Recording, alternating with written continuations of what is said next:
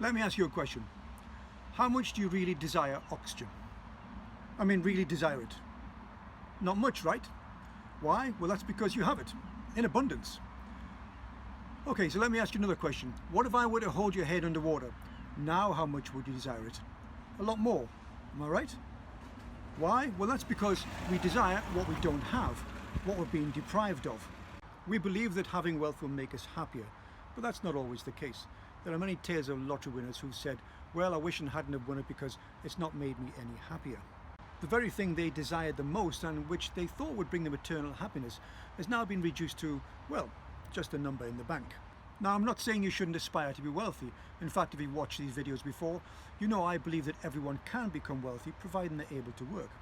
And I think the pursuit of wealth is a noble thing, even for no other reason than, well, just imagine all the good you can do if you're wealthy. And believe me, despite what others say, having money makes you way more happier than having none of it. Not having wealth is an unattractive prospect, but there's another more unattractive side, and that is resenting those who already have it. The belief that, well, all those buggers have got the money, so that means there's less for me. It's an attitude that's based upon a belief system that there's only a finite amount of money in the world, that money is a zero-sum game. If somebody has more of it, then there's less of it for me.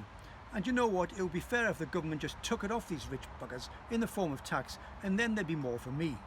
At the most spiteful end of the anti-wealth belief system is the thought that if we're all born equal, then the people who have the wealth have got that wealth through some nefarious means. They've stolen or cheated it from someone else. And so the villain narrative is born. The belief system that anyone who is wealthy has done so by cheating other people. The villain narrative is able to exist because of the vacuum of knowledge of how to become wealthy.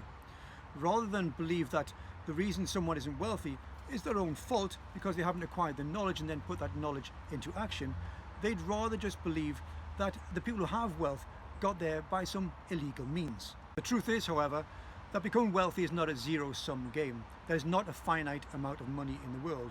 Just because you become wealthy does not mean somebody gets less, and vice versa. So it is with the already wealthy. Don't be jealous of their wealth. Go and make your own wealth.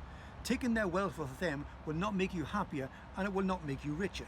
You aren't wealthy because they are wealthy. You aren't wealthy because you don't know what they know and you don't do what they do. For the most simple of all wealth creating strategies, go to stupidisthenorm.co.uk, click on the downloads page, and there you'll find a free ebook entitled The Only Guaranteed Way to Become Wealthy in the World. Don't be stupid and don't be normal.